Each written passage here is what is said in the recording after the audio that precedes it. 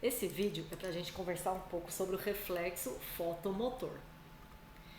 Antes de falar sobre o reflexo, vamos dar uma olhada em como é que acontece a via óptica. Então, o sinal luminoso ele vai ser convertido a impulso nervoso e esses impulsos vão percorrer, né, vão ser levados pelo nervo óptico, que é o segundo par de nervos cranianos. Tá? Essas fibras cruzam na região do quiasma óptico. Vão então até o tálamo, tá, de ambos os lados, especificamente no chamado corpo geniculado lateral. Lá eles vão fazer sinapse com o segundo neurônio da via, e esses neurônios aqui do corpo geniculado lateral projeta para o córtex visual primário, que está lá nos lábios do sulco calcarino, formando assim as radiações ópticas. Tá? Essa aqui é a radiação óptica, né? São as fibras desses neurônios do corpo geniculado lateral, trazendo informação da visão, tá? Projetando lá para os lábios do sulco calcarino, né? A área V1, que é a área visual primária. A radiação óptica também é chamada de trato genículo calcarino. Muito bem. E é assim então, né, que acontece a formação da imagem, né? Depois dessa área V1, o que foi visualizado vai para a área secundária do córtex cerebral para ser identificado, né? E assim vai, né? Depois vai para a área terciária, enfim, não vem ao caso. O vídeo de hoje é para falar de uma coisa que acontece não a partir dos núcleos dos corpos geniculados laterais, né? Mas é algo que acontece assim, ó, a informação visual ela não vai totalmente para os corpos geniculados lateral, mas ela vai também para outra região que é a área pré-tectal do mesencéfalo. Tá? Então estão vendo esse corte aqui é do mesencéfalo e você tem uma área aqui atrás na parte posterior chamada de área pré-tectal. Tá, então a informação visual, né, que cruza no quiasma, então suponha que aqui o olho esquerdo, né, por exemplo, seja quem está recebendo essa informação visual, esse sinal cruza no quiasma óptico, chegando em ambas as áreas pré-tectais do mesencéfalo. Muito bem. E vai ser esse caminho que vai gerar o reflexo fotomotor, porque daqui agora a gente vai ver que essa informação ainda vai para outros núcleos mesencefálicos, tá? Ela cruza novamente, né? Tanto cruzada como ipsilateral, ela vai para outros núcleos mesencefálicos para então haver a eferência desse sinal. Tá? Vamos dar uma olhada então nesse processo com mais detalhe. Para falar da eferência no reflexo fotomotor, a gente tem que falar do nervo craniano oculomotor, que é por onde corre a eferência nesse reflexo.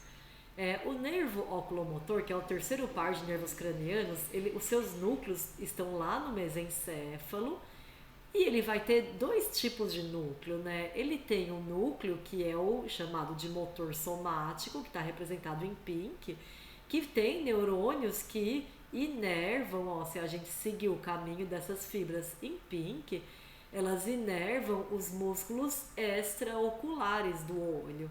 Tá? Então o nervo oculomotor é responsável por controlar a maior parte dos músculos extraoculares do olho. Muito bem. O que nos interessa nesse vídeo é o núcleo, chamado de núcleo de Edinger-Westphal, que contém neurônios parasimpáticos.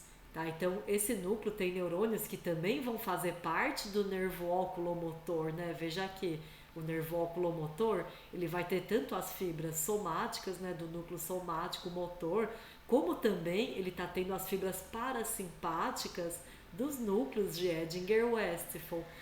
Essas duas fibras, né, esses dois tipos de fibra formam o nervo oculomotor, só que as fibras parasimpáticas elas interessam nesse reflexo porque elas vão inervar justamente o músculo constritor da pupila. Então vamos olhar isso numa outra imagem. Essa imagem agora está mostrando a aferência, né, que acontece pelo nervo óptico, que está em verde.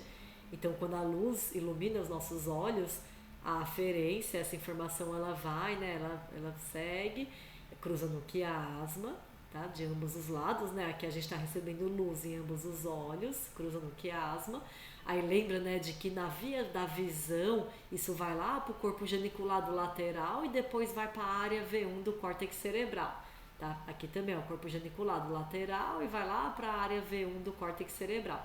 Só que o que nos interessa no reflexo é a informação que chega lá nos núcleos pré-tectais. Tá? Então você tem lá uma região pré-tectal que tem núcleos pré-tectais que vão então receber essa informação.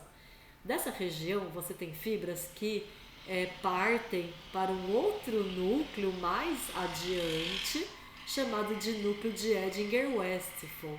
Tá? Quando esses neurônios dos núcleos pré-tectais se projetam para os núcleos de Edinger-Westphal, ele cruza na chamada comissura posterior.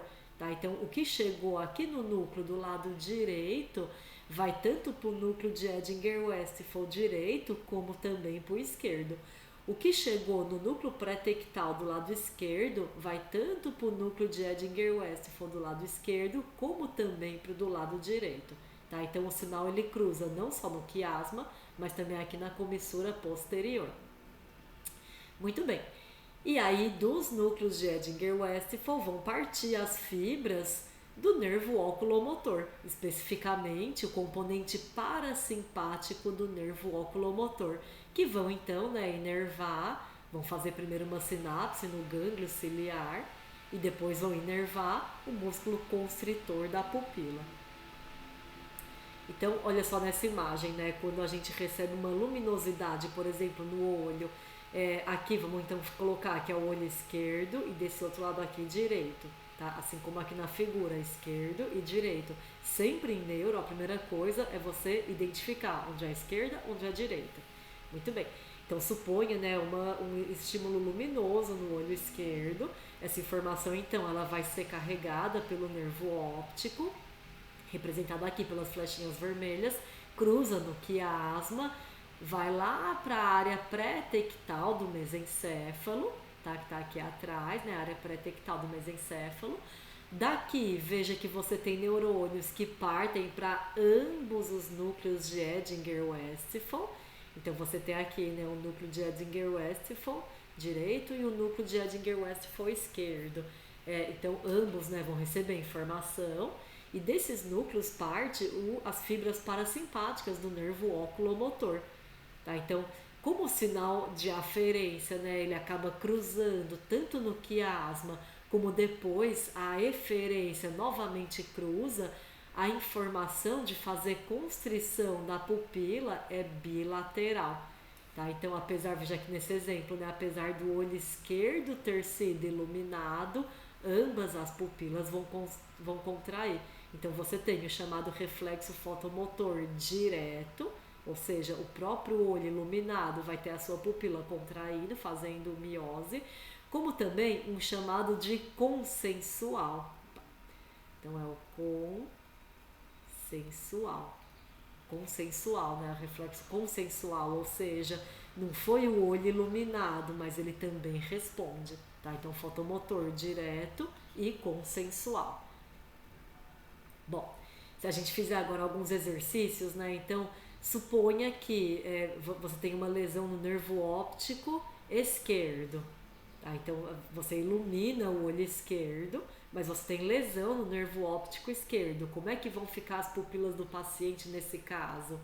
Como você está interrompendo a aferência, né, você vai deixar de ter ativação nos núcleos pré-tectais, vai também deixar de ter ativação nos núcleos de Edinger-Westphal e vai deixar de ter a eferência pelo terceiro par de nervo craniano, né, de ambos os lados. Por isso que a pupila vai ficar então dilatada, né? Ela não vai sofrer miose frente ao estímulo luminoso. Muito bem. E se você iluminar agora o outro olho, o olho direito, né? Então a lesão estava lá no nervo óptico esquerdo. E se você iluminar o direito, o que vai acontecer?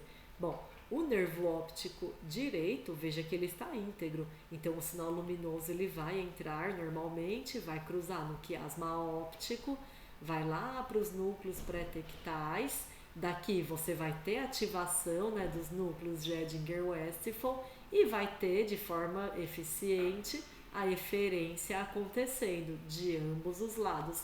Então você vai ter tanto reflexo fotomotor direto, como também consensual. E se agora você lesionar o terceiro par, né, o oculomotor do lado direito, o que vai acontecer, né, se você fizer um estímulo luminoso no olho direito, mas agora é a eferência que está lesionada, a eferência do lado direito, o que vai acontecer? Bom, como o óptico está íntegro, o estímulo luminoso ele vai entrar, né, ele vai cruzar no quiasma, vai ativar ambos os núcleos pré-tectais, que vão ativar ambos os núcleos de Edinger-Westphal, e aí quando você tiver a eferência, aí sim você vai se deparar com a lesão do lado lesionado, né, que aqui no caso é o lado direito. E o lado esquerdo, ele vai conseguir fazer a constrição da pupila normalmente. Por isso que a situação vai ser essa aqui. Então, você iluminou o olho direito, a aferência tá ok, porque o nervo óptico tá ok, só que a eferência do lado direito tá prejudicada, porque o óculo motor direito tá prejudicado. Por isso que ele não vai conseguir ter a resposta, né, de fazer miose, mas o lado esquerdo vai estar normal. Muito bem. Agora, nesse mesmo caso, se você iluminar o olho esquerdo, então veja, né, a lesão é de oculomotor direito, eu sempre coloco direito e esquerdo, que senão é de oculomotor direito, mas agora você iluminou o olho esquerdo, como é que vai ficar? A aferência ela já estava ok também pelo direito, né? Então vai ser a mesma coisa agora. A aferência nesse nosso exemplo ela não é o problema. Então a informação luminosa vai chegar lá nos núcleos pré-tectais, de lá vai chegar no Edinger-Westphal de ambos os lados e novamente é a eferência direita que está com problema. Então você vai ter, né, o mesmo sinal anterior. É a eferência direita que está com problema. A esquerda vai responder normalmente.